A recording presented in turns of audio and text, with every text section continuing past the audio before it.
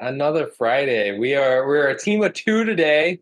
Missing our buddy Carlos today, but Holding uh, it down for Mr. we Los. will hold it Holding it down for down him. for him. Yeah, we will do him some justice. Hopefully, some good things will Oh, yeah. happen here. Well, hey, let's jump into it because we got a lot of fun stuff to chat about today. A lot of history, recollection, and stories. Yep. But let's start with some Talking updates. about CRMs and statuses. Let's do it. Well, no, like the nitty gritty, getting into it. But so far, my viewpoint or my side of updates here. Smartphone is an integration that we've been working on in InvestorFees for a very long time now. When I say that, it's only been a couple months, but it's awesome, and it got publicly announced this week. We're going to be doing a webinar on that in a couple of weeks. Actually, let me get the link for that. I'll get that link. I'll post it here in just a sec. While Brandon talks about his updates.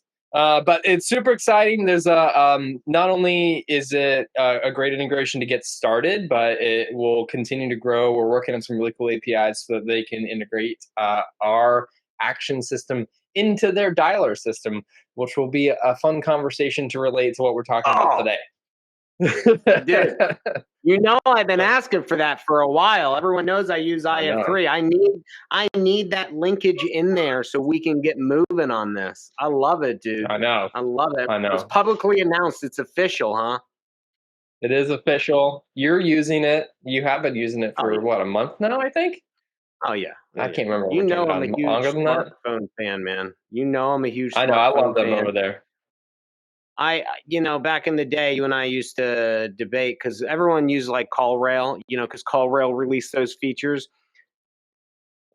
Oh, dude. CallRail released those features, We got, wait, I'm going to pop the Pelly. Pop in the Pellegrino. I do that early. It's interesting because like we're right now, so we have built our own click-to-call extension to integrate with CallRail. And I hired a developer from Ukraine to do it. We lost contact with him since all that's going on over there happened. So our internal development team has now taken ownership of it. We've pushed like 4 versions in the past week and a half to try and get it to work because we're just like band-aiding a solution on top of CallRail because they don't have their own click-to-call extension. And it's just honestly a pain in the butt. And like I understand that people like CallRail, and I think it is a great solution. I think it filled a cool niche, but we're getting to the point now where they're so big that they're not focusing on the individual customer, the individual needs, and they're not going to develop for that. And that's why it's been like great with working with Smartphone because they're very focused on real estate investors and they are super excited to build in our solution. And their click to call extension, not only is it leaps and bounds beyond what you can do with CallRail, but it's just so easy to use. Phenomenal. So 2 things before we move on. Mm-hmm. Yeah. It is important for everyone out there to understand first and foremost, if you're letting your team use your cell phone, their cell phones, you're doing something wrong. You're doing something wrong. Okay, I still know big organizations who are doing that. I know newbies who are doing that.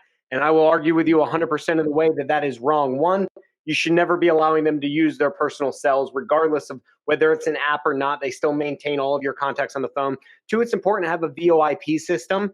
And the reason why is because it links directly into your CRM. That's what John's talking about, is how smartphone links in. Now, prior to it, smartphone, like John said, has always had a phenomenal click-to-call extension that you can use at a Podio, all that.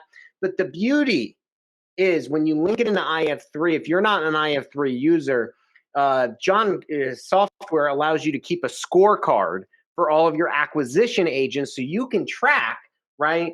You could track how many outbound calls, how many inbound calls, what's their talk time, and along with tying that into what he's saying with statuses, you can now really track and KPI manage your team. And that's why you can't do that with the cell phone. And my screen's all fucked up, but that's another reason why you have to use your cell phone, because they fucking break. Yeah. If it's an iPhone, it breaks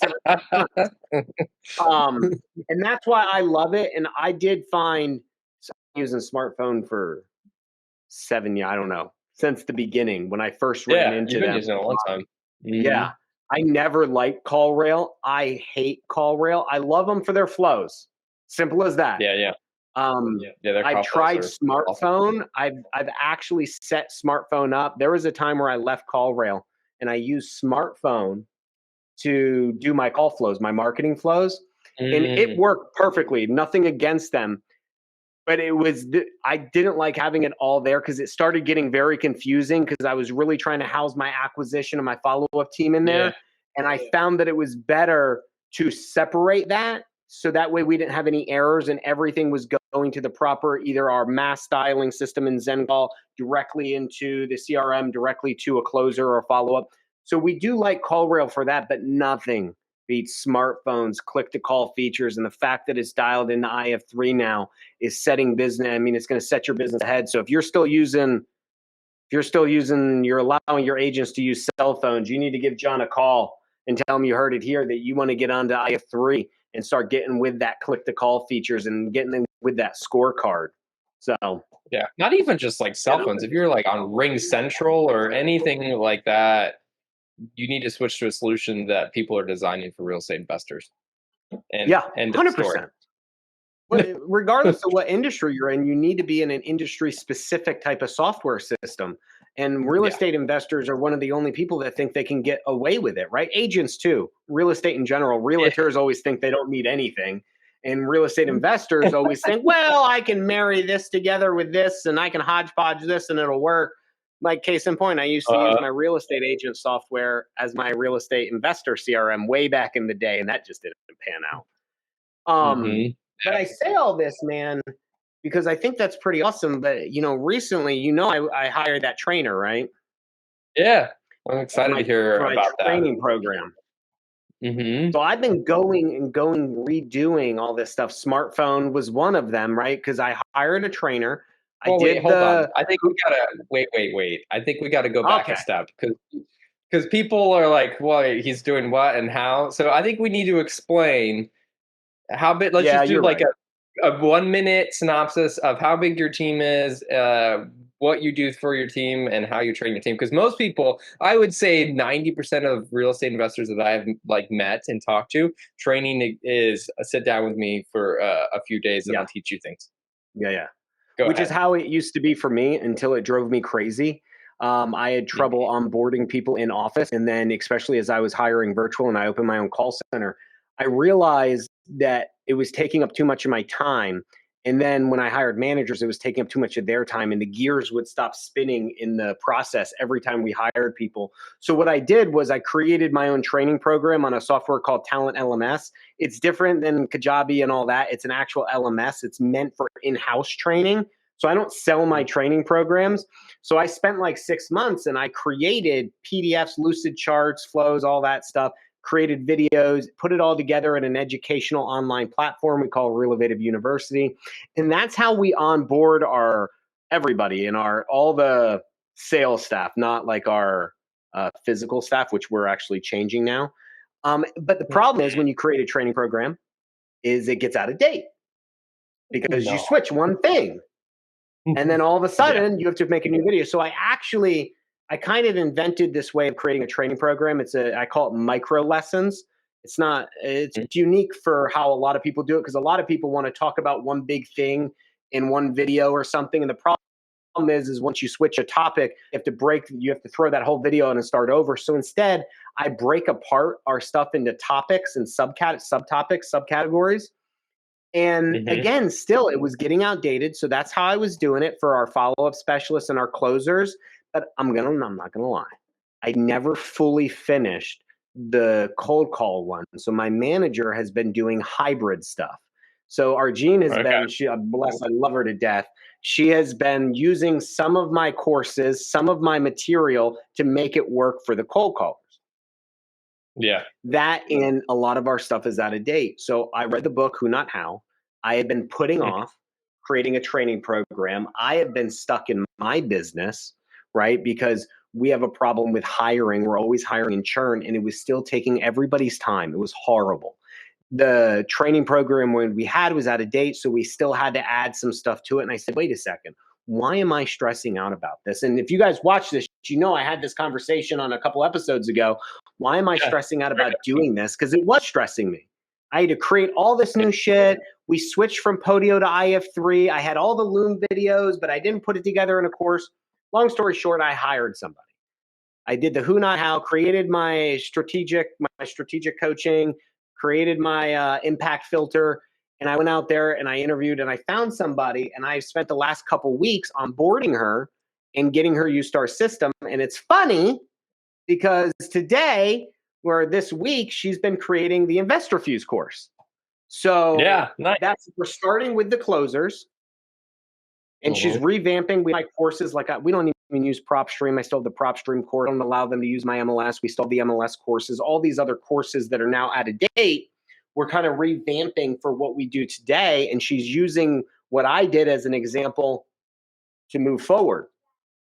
So we're grabbing all these IF3 videos out of here, and I was sitting here like, man, so smartphone, click to call, and that's updated because now with smartphone, you can got your call recording and the notes and everything. So I'm making lists, and I'm like, I got my list here, and I'm like, man, I got to update this and this and this. So that's what I found unique is we were actually talking about Investor Fuse and smartphone stuff this whole week, and like lead statuses. So that's currently what we're working on, and it's working out beautifully. I was a little hesitant with her because she started off like trying to, when you hire a new person, they try so much to put on you what they've done somewhere else. They want to do to you what they knew from their previous job. And I had to stop her and say, I don't want you to take what you did and turn us into that.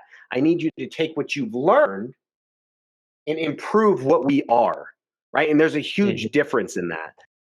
100%. And so I gave her the IF3 stuff, and I said, why don't we start with this course? You've taken all the other ones, let's do this.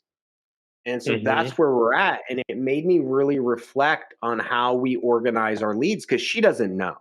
She's not a salesperson. I didn't hire a salesperson. I hired a trainer who had trained previous different industries.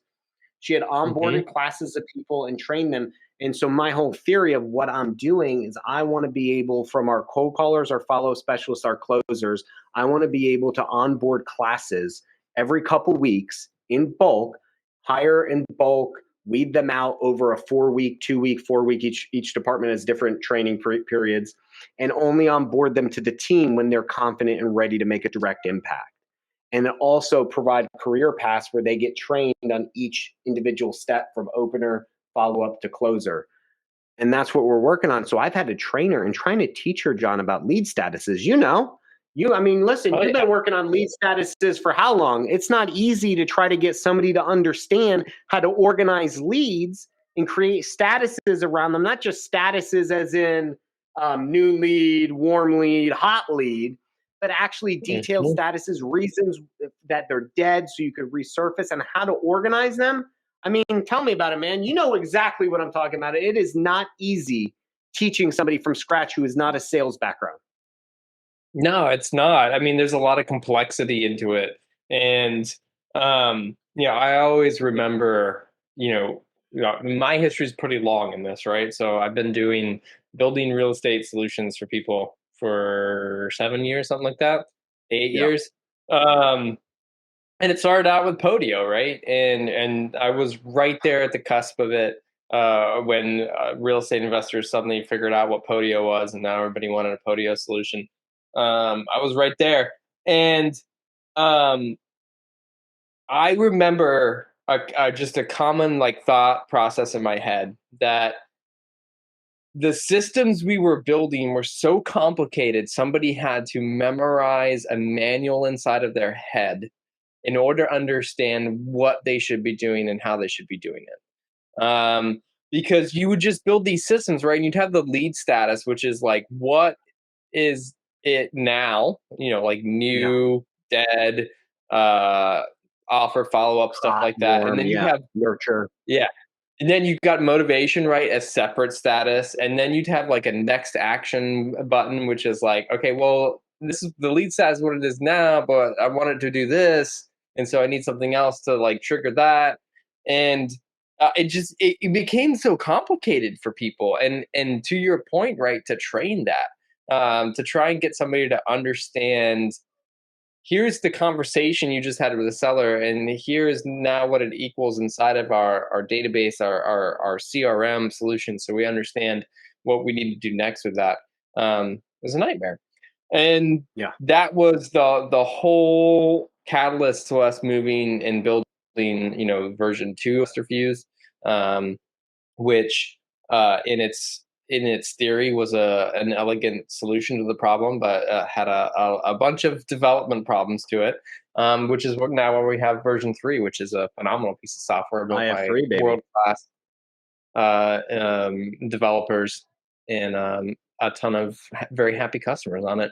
But I think it'd be really intriguing to kind of dive through this and talk about not just like IF3 and not even just real estate investors, but just kind of talk about CRMs and lead statuses in general. Yeah. Because Did you are you laughing did at you the see that comment? I see comment? the little button Did of you see the the no. comment?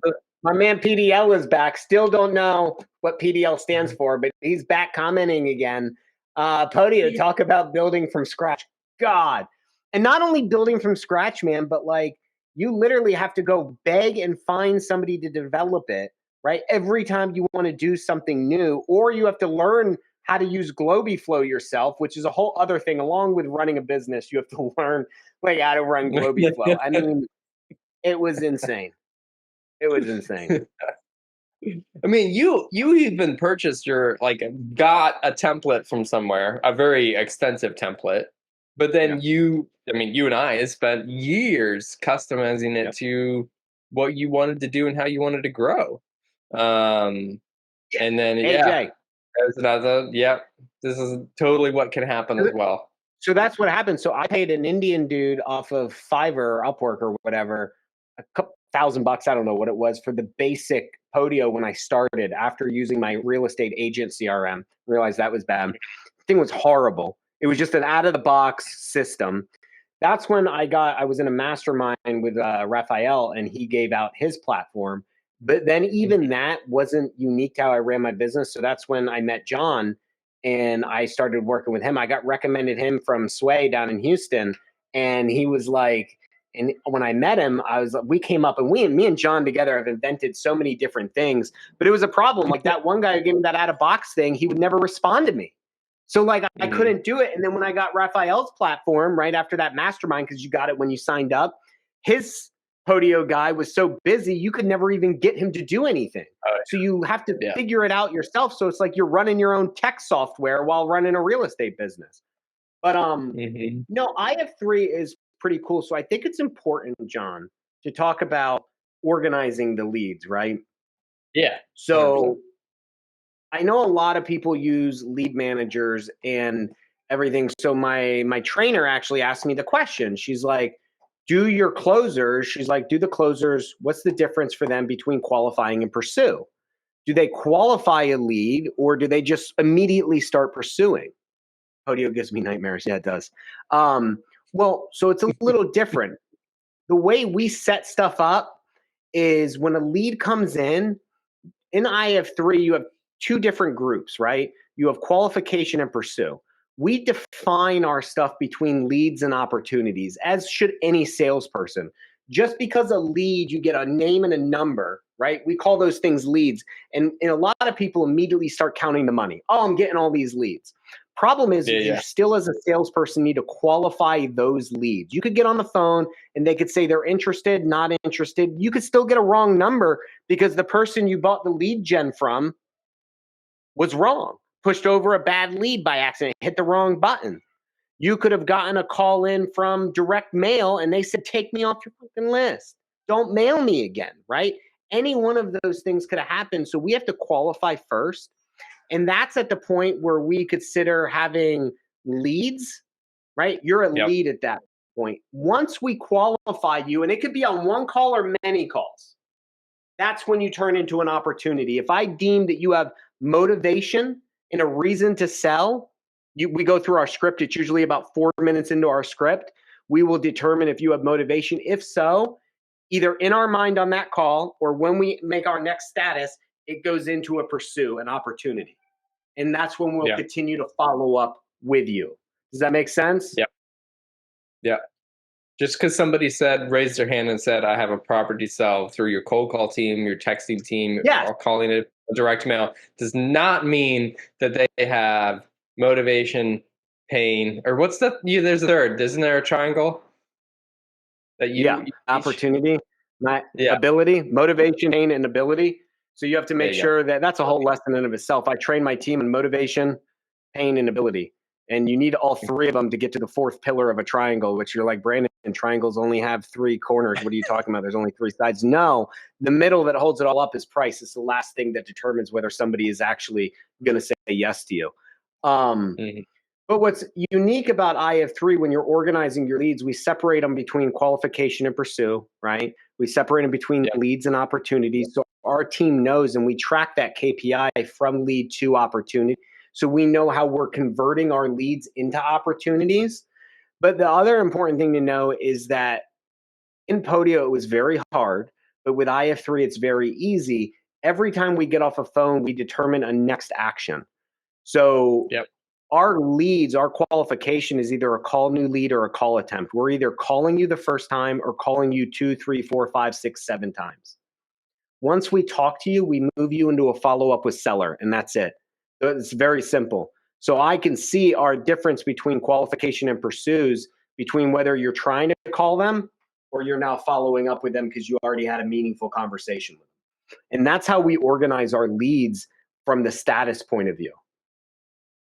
And that's what I love about it, man, is it makes it very simple. Now in Podio, you couldn't do that. In a lot of CRMs, they want you to determine new lead, hot, all these different things, and then you have to pick a next status for it. And we don't do that. The agent is not in charge of picking statuses. The agent isn't in charge of doing that. The system automatically does it based on what you say of call new lead or call attempt or follow up with seller. It automatically moves it into the correct opportunity status. I thought it might Yeah. be worth sharing a little screen here and Oh, I love it. giving people a little show. But yeah, I mean, that's why we break it up into just right. So you've got the lead section and then you've got the opportunity sections. So leads are just Yeah. somebody came into your system. And honestly, I mean, they may not even say I've got a house to sell. Like you were saying, they could be just somebody calling back and saying, please don't contact me again. I'm never selling my house to you.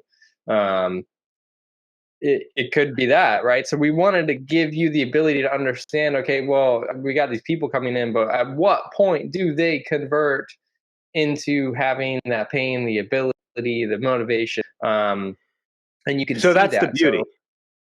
So it all comes mhm, down to your script. So what yep. happens, John, is in our script, we go through, we have a 5-step sales process, which has become all the rage now. But it's once we go through our introduction, we set the Hmm. stage, we qualify, and we determine motivation, right? Um, so what happens is about 4 minutes in, so our intro and setting the stage is step one, and then qualification and motivation determination is step two. So by step two, we're either moving it down the pipeline into an opportunity and continuing our conversation, or we stop Yep. the call and get off the phone and say, we're not a good fit. And Yep. that's how we determine whether it moves to B or not, or whether it dies. And we call them dead. Like you're either dead right there. And what's your reason for dead? Um, Hmm. and that's the only thing our acquisition reps only have to figure out. They don't need to pick a status. They don't need to create tasks, none of that stuff. They simply put in what happened and they pick from a drop down. What do you want to do Hmm. next? Follow up with the seller or dead this out? They pick dead it out and they pick the reason why it's dead out. And the system handles the rest, organizes it, categorizes it. And it could be many reasons, right? But it's important that you make your acquisition rep's job easy, right? Yep. And allow them Yep. to focus on selling, talking to people, and nothing else. And Podio was very difficult, whereas IF3, the way we separate our leads is very clean, I would say, for them. And so when I was training my training person today, was we're creating this course and this program, and I had to make some new videos. We walk through, right, the difference between a lead and an opportunity and dead reasons. And a lot of people don't Yep. think about dead reasons, right? Like they just don't. Well, why do I care why a lead died? Well, you need to know. Hmm. So, a couple things. Like every Tuesday, we train on our CRM. Every Tuesday, it's 15 minutes. in between, well, 30 minutes actually, in between our opening part of our meeting, like our meeting tempo. It's about Yeah, 30 yeah. minutes in there on a Tuesday. We do CRM review, and they're trained on dividends, when to pick it, are they picking the right one? And the reason why is, one, you need to train them because if they pick the wrong thing, you could be losing money in leads, right? Pick the wrong status or the wrong action. And two, I have three. If you're a premium user, if you're not, tell them Brandon sent you and become a premium user. They allow you to resurface leads. So we break apart our dead reasons into multiple categories. Not interested, do not call, wrong number, lead not responding. Let's You pulling let's it up? let's show it, right? So like here I am, I got call new lead, I get on the phone with them, and this is where you would say what's happening next. Right? We're either going to Yeah, qualify them, right, or you're going to mark yeah, them as dead. When you mark as dead, you choose a main, let's call it a main reason, right? So not interested, do not call, wrong number, invalid. But inside of that, you get even more specific, and that's what you're talking about, right? Is like, okay, they're yeah. not interested because of retail, or if they tell you invalid, well, this one doesn't have any invalids on it. See, it's just not, which is fine, and that's the nice Yeah. part about the system. You really get to kind of So they tailor it to pick whatever from you want. those reasons. So they Hmm. pick from those reasons, and then I have three. So we set up certain rules in our system. So if they pick not responding, what happens is I put on, I think not responding is like a 14-day cycle. So the lead dies Hmm. for 14 days. And then it resurfaces into our follow-up specialist group. And then our follow-up specialists pick that lead up, revive it, and continue calling them. So we rest that phone number for about 14 days or so. And the beauty is we have probably 6 or 7 dead reasons. Every one of them has a unique resurfacing rule. And some of them have zero rule. Like if you say wrong number, I'm not resurfacing you, right? Like there's no point to call you back. If you tell me do not call, it's permanently removed. But if you're not responding to me, if you tell me that you're going to talk to a realtor, we're going to resurface those leads and follow up with you in 1 week, 2 week, or 30 days. I think I'll play devil's advocate because I know the answer here, but what why would you not just choose follow up seller and have this like put into the notes? Like they told me that they want to go retail, so I'm going to follow up with them in 30 days. Like Bro, why that's is what it a we better used to do. process? Yeah, yeah. That's what we So used to everybody used to do do. until that's what we used to do until you and I put our brains together and came up with a better solution. I mean, Hmm. we used to. So I used to have my acquisition reps, and we would, back in the day, like a couple years ago, I would train them. Hey, listen, if they say this, schedule a follow up call. And all you're doing is bogging your team down because now they're chasing down people that are no longer warm. They went cold on us. So, and I'm telling Hmm. my guys to chase them down. And what does that do? Well, that fattens their pipeline, and not in a good way. It's bad fat, right? There's good fat and bad fat. We all know that, right? So, and it's bad fat. It fattens up the pipeline. It clogs the arteries of the pipeline, and no good leads get through because you're so bogged down in the bad fat of the shitty leads that you're chasing forever that you're Yeah. missing out on the other opportunities, right? The real opportunities. So that's what I used to tell them to do. And they would have these lists of leads that they'd have to go through. And then their motivation dips because they're like, oh, this guy already said no to me.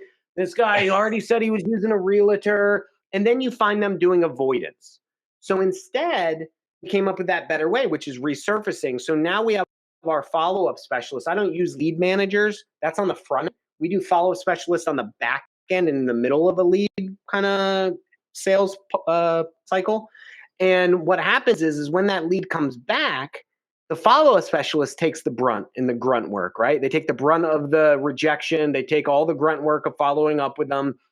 And then they'll push it back over to the closers for the closers to choose from when that person says, yeah, things have changed in my life. Oh, yeah, that realtor never sold my property. No, I never called a realtor, blah, blah, blah. I changed my mind. Oh, yeah, so and so passed away. I'm ready to sell now. And then they push it back over for a closer. The only thing my closers hunt, and we call it hunting, that they'll keep in their pipeline is like a deep pain. deep pain. Like imagine you shoot a deer with an arrow, you hit it in the shoulder and it doesn't go down and you see it like bleeding and limping away. You hop off your tree stand and you go get that thing. You don't just say, oh, well, I'll get the next one. No, you shot this thing, go get it. And that's the same concept, right? Now, if we shoot an arrow and we miss the deer, no, we're not going to go chase that. We're going to dead it out, resurface it, and let someone else try to kill that thing. And if it comes back to us, cool, we'll chop it up and butcher that thing up and make sure we get it all clean and good. But otherwise, my team is only focusing on the most painful and motivated people. Otherwise, they're pushing them out of their pipeline. And IF3, the way we set it up with our resurfacing and our dead reasons, allows us to organize our leads in that way. So my people are focusing on things. And as simple as that, man. Yeah, I'm going to reiterate all of that and add some more color because I think it's so important. A lot of the trainings that people find nowadays, even going on Google or YouTube, whatever, even from coaches, is like you hire a lead manager. The lead manager qualifies that lead for you, pushes it to the acquisition manager, and the acquisition manager chases it. This whole concept of a follow-up specialist is I would say relatively new. I know a big team. I can't say what team it is. They do a shit ton of volume. And most people know who they are. And they use follow-up specialists in that exact same category. And you talked about it. And I don't think too many people realize what the benefit is. They're like, well, why would I push this off? I want my top salespeople to be chasing the leads. You want your top salespeople to be hungry to chase the leads. If they feel bogged down on all the answers that they're getting on the phone, like you said it, right? Like they look up this lead and they're like, oh my God, I spoke to this person, 30 freaking days ago. And they told me no, They said they're going to want resale. They're going to they'll start procrastinating. They'll start to be like, I don't want to call. I don't want to spend, 6 hours on the phone today because I'm just going to be dealing with the same crap. You keep your top people who can close deals, getting that top foam on top and focusing on the good delicious stuff that keeps them going. You keep somebody else at the bottom that's just turning it up and pushing it up to the top and resurfacing things for them. Think of it like a team assistant. Mm-hmm. We pass it off to your assistant to do the follow-up, and that's basically what happens. It's important to understand that a closer should be focusing on closing deals and building relationships. And a lot of times that could take 5 calls, 8 calls, 10 calls, and they shouldn't be afraid to do that. Why? Because they haven't gotten the no. They haven't been told, hey, I'm never going to sell this. And once they get that, your closer should be able to move on to the rest of the new leads coming in. The reason why we use a follow-up specialist and not a lead manager is because a follow-up specialist in our category comes in after an acquisition rep has talked to somebody, not beforehand. Why is that? Yep. And again, everyone runs their team differently. I don't use lead managers because I have my own call center. So all of my leads run through our call center. And when they get pushed in, I don't want another person touching a lead, talking to them, and then having another person try to close them. That means this person has been fucking talked to 3 times before they can even get to an offer. And that starts to wear people down. We give them a whole different process. Once a lead comes in, it's a fucking salesperson job to qualify. When I was door knocking when I was younger, I didn't have someone go, hey, Brandin, only knock on that door and that door. Those people are going to buy the coupon book from you. No, I knocked on every door. And what did it do? It made my bones, baby. It made me the type of salesperson I was. When I was young, my dad used to I used to sell candy for my baseball team. We'd go to the bowling alley, and my dad would tell me I wasn't allowed to leave till I sold all the candy. He would go sit down at the bar, and he would tell me, go up and down every single lane. I would go up and down every single lane. There was nobody there going, lane 5 is going to buy a chocolate bar from you. Start there, then go to lane 7, go back to 5 because he finished his Milky Way. No one said that to me. Right? So you had to prospect, right? You had to qualify and talk to each one of, they were all leads, right? I talked to each one of them. Then the people that said they were interested, opportunities, I sold them on the candy bar, collected, I think it was like $1, collected my $1 or $2 so I could win probably some shitty prize that cost less than 50 cents. But you know how that was back when you were a kid. And so I kind of made the team the same way. Lead managers, I believe, are an non-necessary step in the beginning of your sales process but a follow-up specialist is a key, essential step at the end and in the middle where a lead is either dead, right, or needs to be revived, because we all know that a lot of times time is the great equalizer. That after Mhm. 3 months, somebody can die, somebody can lose a job, roof needs to be repaired, a leak happens, a tenant moves out, or a tenant misses a payment. All those things change from when somebody told me no in January to when taxes are due in November, right? The tax bill Yep. comes out in November. Every area is different, but and so why am I going to just hear a no and then never do anything again? So instead, we resurface that lead and allow our follow-up specialists to kind of revive them. And our closers just keep on closing those new leads coming in. They go through a qualification process and a pursuit process. And that's exactly what I had to teach my trainer when she's making our new class today for Investor Fuse and working it. I had to explain that to her because in her mind, she was like, well, before at my other company, so-and-so, you would only pursue, you would only talk to the most motivated people. I'm like, nah, dude, you qualify and then you pursue. Qualify them and then pursue. That's your job. Mhm. So I love it. It is a fun little system that helps you really kind of tailor it down. But I think what would be intriguing is that all makes sense, right? So we went through that. An acquisitions person that comes in, or a closer, as you call them, right? They focus on the lead, and then they are either following up because it's got the pain, the motivation, the ability, the price, or they're deading it. But and you currently have this problem in your system, but when you have thousands, hundreds, 500, 600, 700 leads, how is it possible for your team to really understand that this is what I focus on now? That this is the most important lead. This is what I should be calling first, versus just being overwhelmed. And this is what Podio was like, right? Podio was just a giant list of every lead you ever had. You can put filters on it, but when everybody logged into it, they would just see the giant number. And I still know people that are in Podio, and their numbers like 34,000 right now. And that is what everybody sees when they log in. It's just like this, you know, heart wrenching giant number of, oh my god, I'll never be able to make it through 34,000 leads. bro, my man Warren Luke up there, let me get that training program, Brandon. Woo! Tell you what, baby, when it's done, who knows? When it's done, who knows? Still got to finish it though. But the thing is, John, the cool thing with Investor Fuse, so what we do to organize our leads is a couple things, because we do have a lot coming in. So one, we use a bucket system called groups. So premium users of IF3, we drop all of our leads into what we call, yeah, you got it right there, like a closer bucket.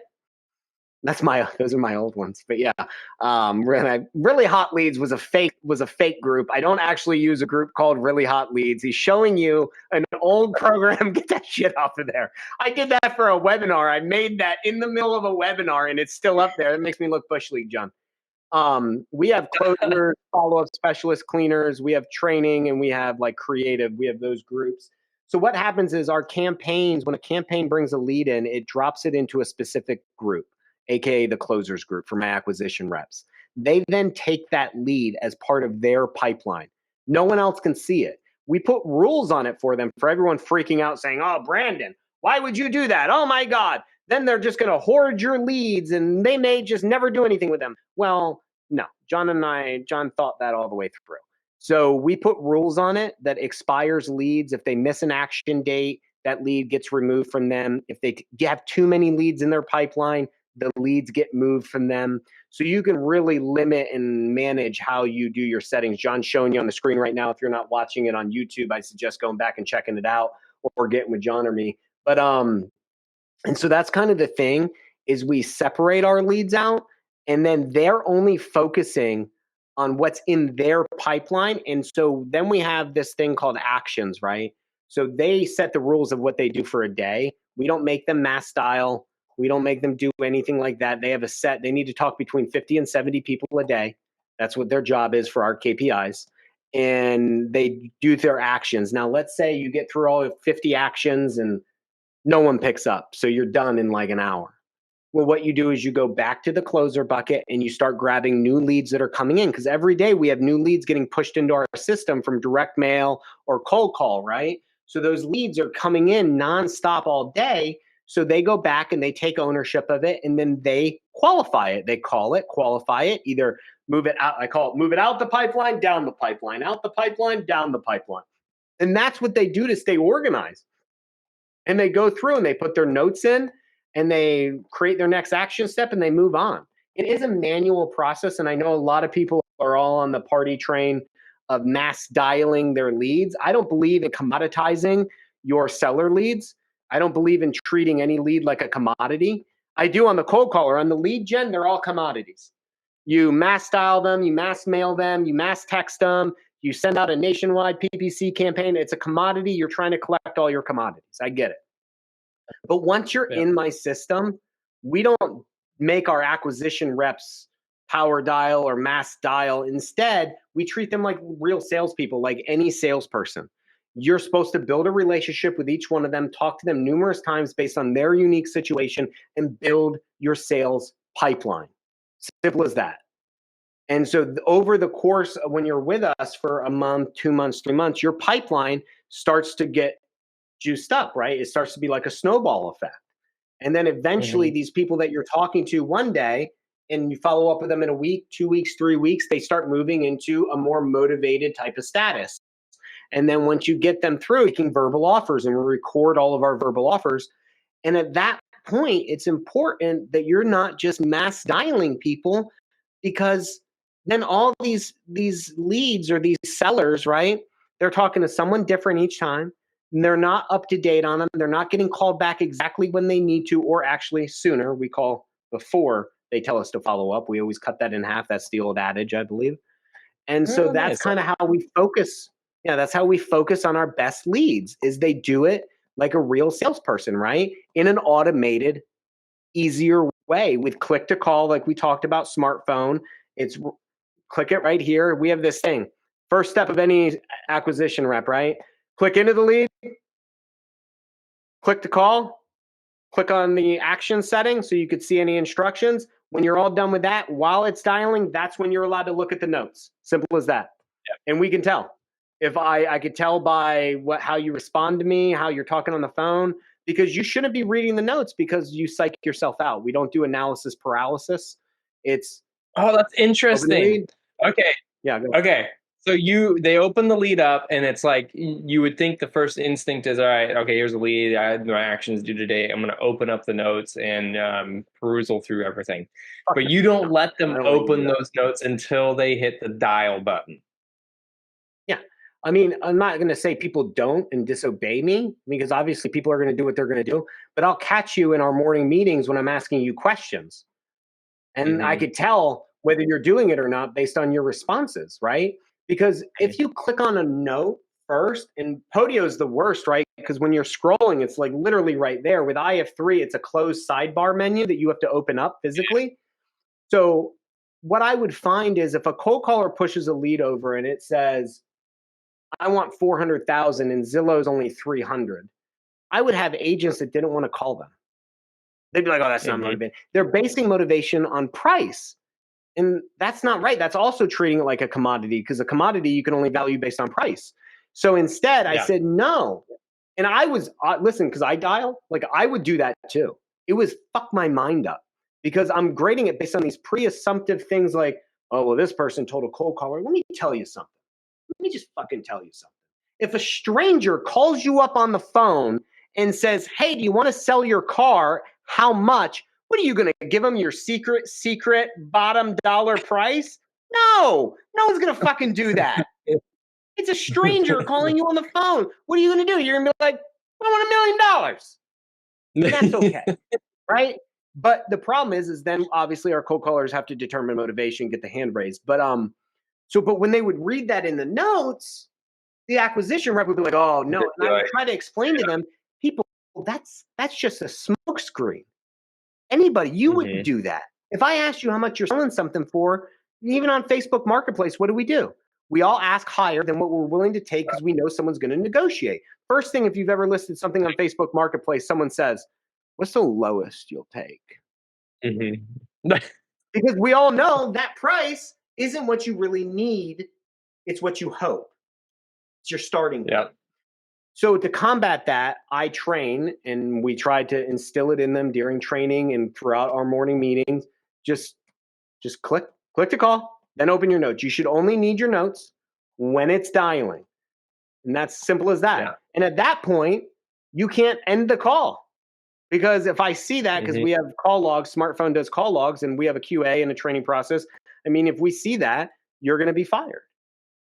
So I try to help them as best we can without trying to do with them and their call avoidance and their fear of dialing by saying, just click the fucking thing, click to call, then open your notes, read it. And then we have our intro where we say, hey, how you doing? And then we say, hey, I was reading my notes and I see that. And as we call it, gaining credibility. So by reading your notes, now I'm giving away the secret sauce, John. Shit. I'm giving away the secret sauce. A lot of people don't do this and they don't understand it. We have an intro and a credibility game. So our credibility is I'm reading my notes and that way they understand that they have already talked to my office and they have already deemed us important enough to allow us to call them back by giving us this personal info. Hey, I was reading my notes and I see you had tenants in there. The only way I could know that is if you had previously told me that. And I can't express to you how many times this has stopped us getting hung up on, because they go, oh, I did. I must have told you that. Oh yeah, we did talk. Because a lot of people will be like, who? I talked to who? When? About your property. What about it? And they're just questioning you because, again, you're just a person on the phone. So we go, well, I was reading my notes and I see here you said you had tenants that were difficult moving out and it was a 3-bed, 2-bath. And I wanted to follow up with you and see if anything had changed. And they're like, oh, yeah. I remember talking to that person. And now we've gotten the credibility and we get what I call getting past the open. And that's how we get into our next step in the sales, setting the stage and into motivation and qualification. Nice. And so that's their job. They don't need the notes until they get to that part of the script. Yeah. Very fun. I want to bring this back to the dialer because we mentioned at the very beginning that, we're working on an API integration into smartphone smart dialer. And, we kind of alluded to multi-line dialing. But, after we just talked about everything, you put yourself in the seller's footsteps, right? Or in their shoes. And this seller has talked to your team multiple times. You sent them an offer, and you're following up on that offer. And if they're in a multi-line dialer, they see the number, they pick up the number, and then they go to the hold music, which is waiting for them to connect to somebody. And then they connect to somebody, and that somebody is now going to read the notes super quickly, understand that, oh, we've sent an offer on this person, and oh, this is what the offer was, and now we're following up with it. And you ultimately can sound like an idiot trying to catch up to this conversation about where you are in this deep sales process. And so the dialer integration that we're working on with Smart Dialer is a single line dialer, which means that it goes one number at a time, not multi-line dialing, just single line dialing your overdue and your due today actions, so that you can, quickly as an individual rep, dialing your own dues today. That's the difference, people. That's the difference. A lot of gurus out there, and everyone's like, just load them all into ZenCall, put all your reps on ZenCall and power dial 200.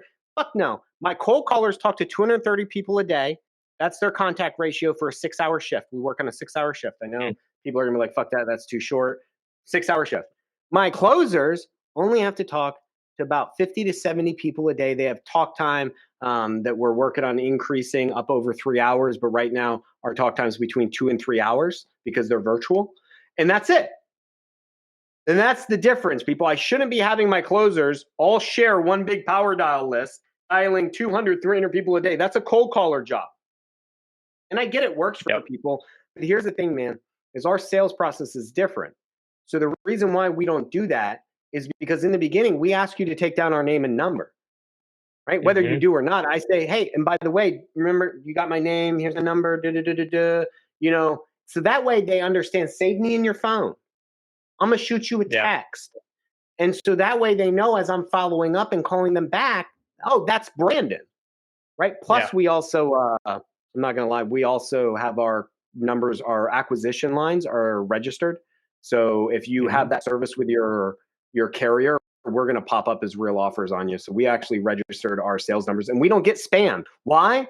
Because we don't mass dial out of our numbers. These people are expecting our calls. Our actual sales numbers are everyone gets one number. And I haven't had to mark, none of them are marked as spam. Yep. I've been using mine for Because years. we're It's in my having email. real conversations. Yeah. Yeah. Yep. And so it saves us from having to swap phones all the time.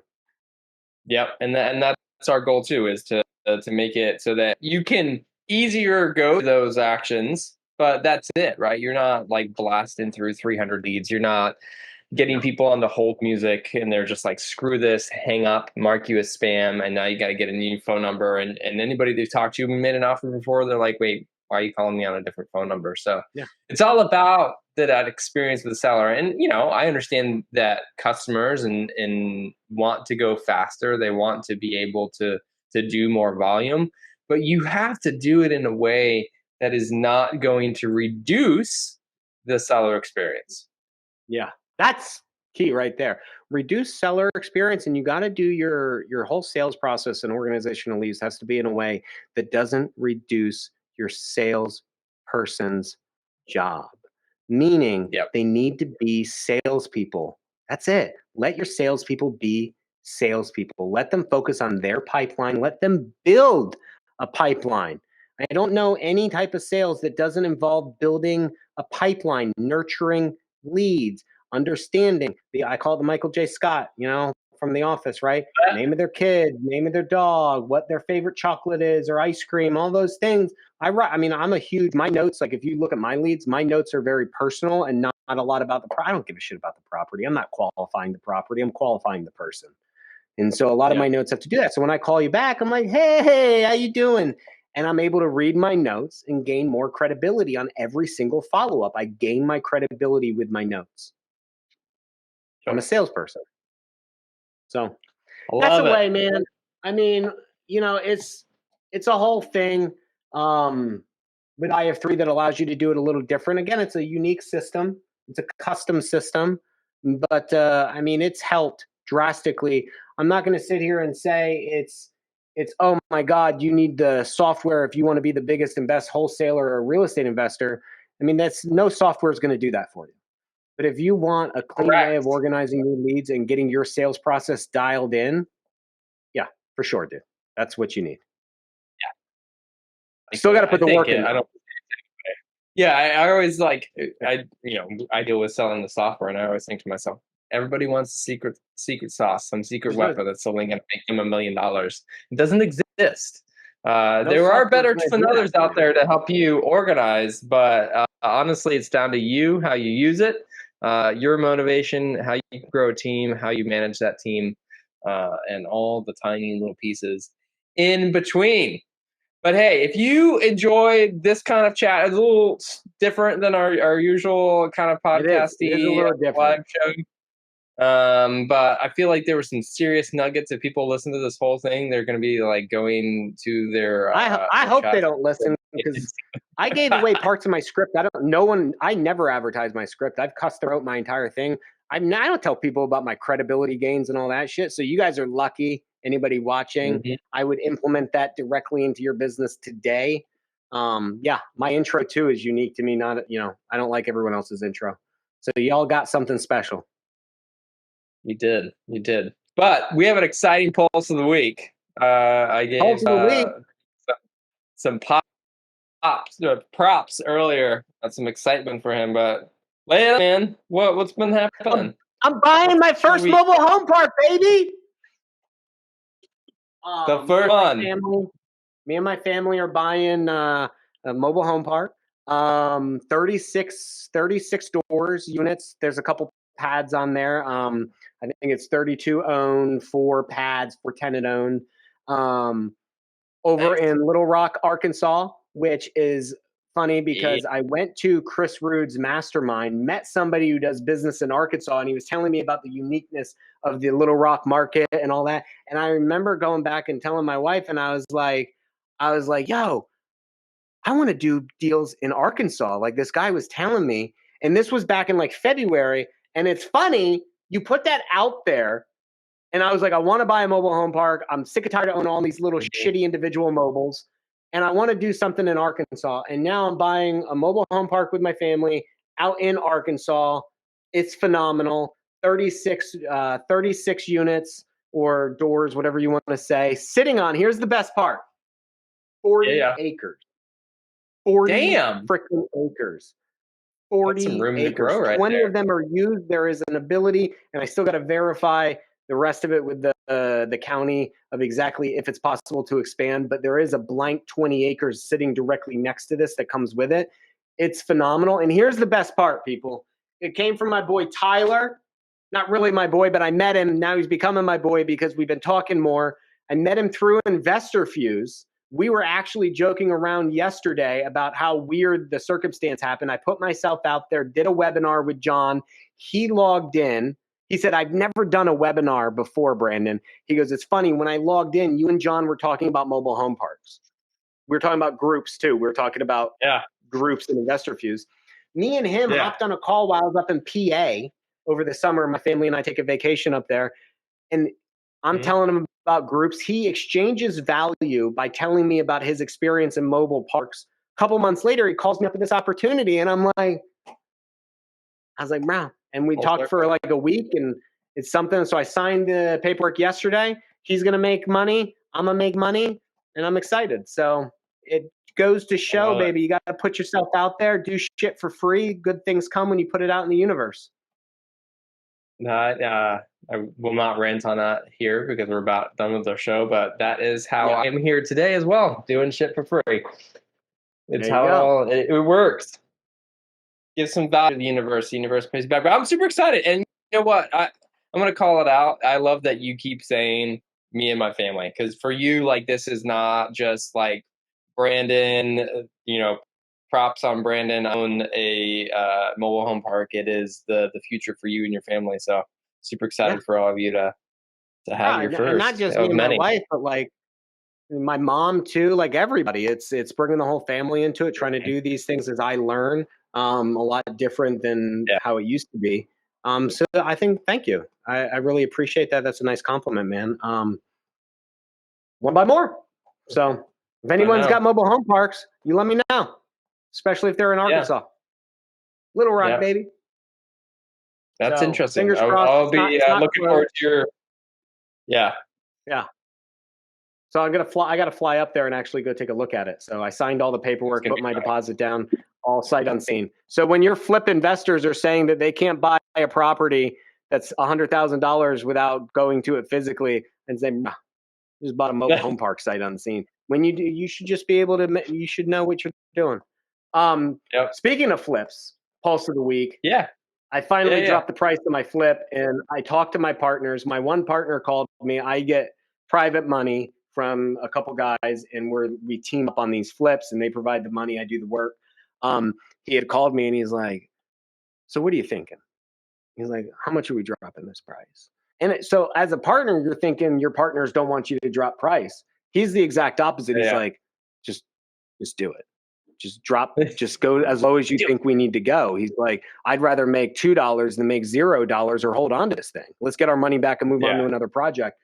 So we dropped it about 12K, 10K, 10, 12K. And then I gave Okay. another 12K in rate buy down / closing cost assistance that I just advertised. So I Yeah. just posted that 2 days ago in the MLS. And according to my investor, I mean, we're probably going to drop this thing. Hopefully, no buyers are watching. Shit, now they know. Now they know to wait. We're going to drop it again. Probably if we don't get an offer this weekend, I'm going to do an even more drastic drop going into the weekend because I am concerned if the Fed raises rates up to I think they're meeting on the 21st. Mm. So if they raise rates again, I want to Yeah. make sure my property's under contract and on its way to closing. So Nice. it's kind of where we're at, baby. Exciting. Get it off the books. Very exciting. Well, hey, thanks everybody for tuning in. We got some fun topics. Rock and We're load. doing some pre-planning on some future episodes, so get excited. Some big things coming to Let's Talk Real Estate and stuff. Hey, my man, Short sleeves. Short sleeves, y'all are know. legit. I appreciate that compliment. I still love that fucking name. Still fucking love I that know. name. Who's the fucking man? Short sleeves is awesome. Man. All right, All right, guys. guys. Brandon, Lock and fantastic load. weekend. Happy Labor Day. See y'all next week. See you next week.